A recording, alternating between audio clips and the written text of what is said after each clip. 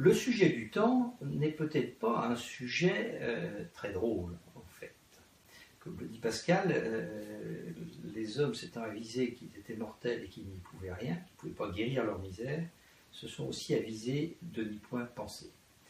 Et finalement, penser au temps, réfléchir au temps, actualise un certain nombre de misères du temps.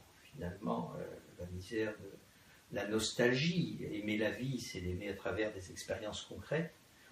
Et les expériences concrètes qui m'ont fait aimer la vie dans le passé, en général, ont disparu. J'ai aimé ces vacances, j'ai aimé cette personne, j'ai aimé ce moment, j'ai aimé cette année d'études, j'ai aimé ce travail, peu importe.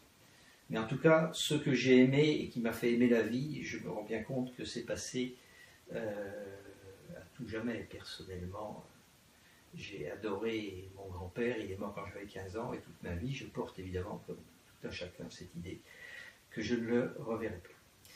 Alors vous me direz, je peux me tourner vers l'avenir. Si je me tourne vers l'avenir, je vais actualiser l'angoisse. Qu'est-ce qui peut m'arriver? Qui me dit que demain, je ne serai pas frappé par un atroce malheur? Ah ben je peux penser à plus loin. Ben, plus loin, qu'est-ce qui m'attend? Ce qui nous attend tous, la mort. Donc on voit que le sujet du temps n'est pas un sujet si amusant que ça, et que, comme le remarquait Pascal, on a plutôt tendance à ne pas trop y penser.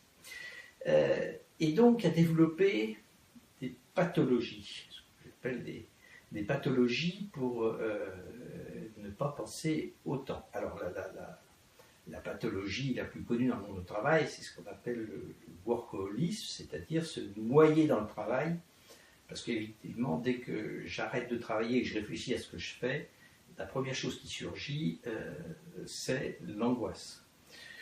Ou la question du sens au sens philosophique. Quel sens a tout ça? Vanité des vanités, tout est vanité, comme le dit l'Ecclésiaste. Donc, finalement, la grande pathologie du temps, c'est l'étourdissement. C'est une fuite devant le temps, ce qui, me semble-t-il, ne va pas nous aider à faire du temps notre ami. Voilà, donc retrouver finalement ce contact avec le temps, aller à la rencontre du contenu du temps, et peut-être ce qui nous aidera à développer une amitié bienvenue avec ce temps qui nous accompagne tout au long de l'existence.